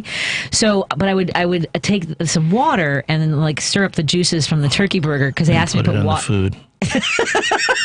So one morning I didn't do it. And Mojo knocked that bowl over like, what is this? What is this BS? Crap? And wait until his parents come home and when they try to serve him regular food, he's going to be like, what is this? Yes. What is this? And they also had sweet potato chips for him, as a snack. Okay. So I was like, I'll make a sweet potato and I'll split it with Mojo. And every time I went to the kitchen, Mojo's like, are we having a sweet potato? Are we having a sweet potato?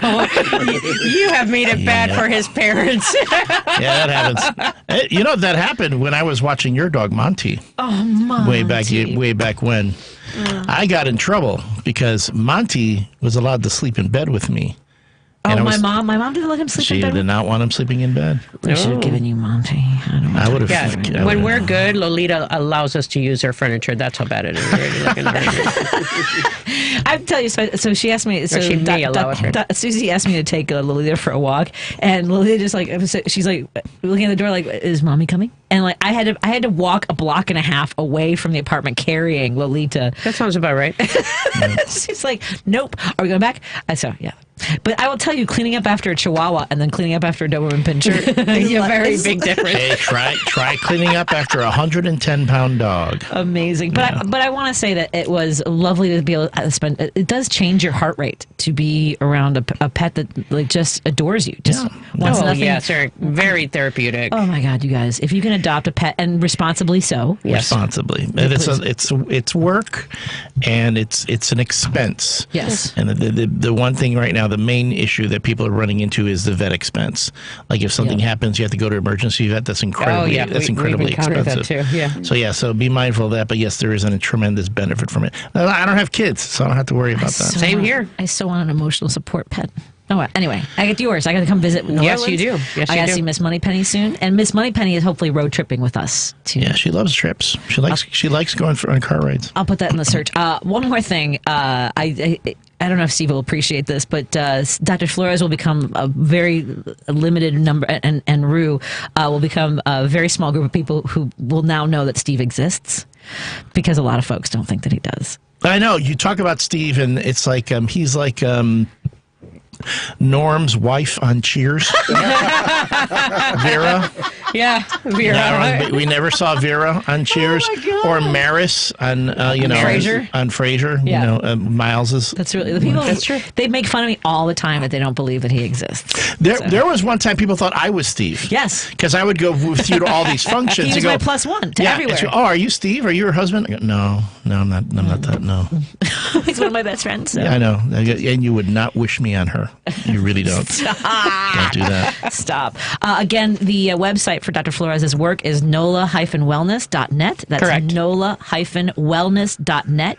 Elliott, where do you do? And also your social medias. You do great work. You do funny stuff. And I try. Lately, it's been a little bit challenging with the world, but I mean, you can find. I have an About Me page, about.me. Facebook.com/Elliott Serrano. That's with 2 L's, 2 T's, and 2 R's.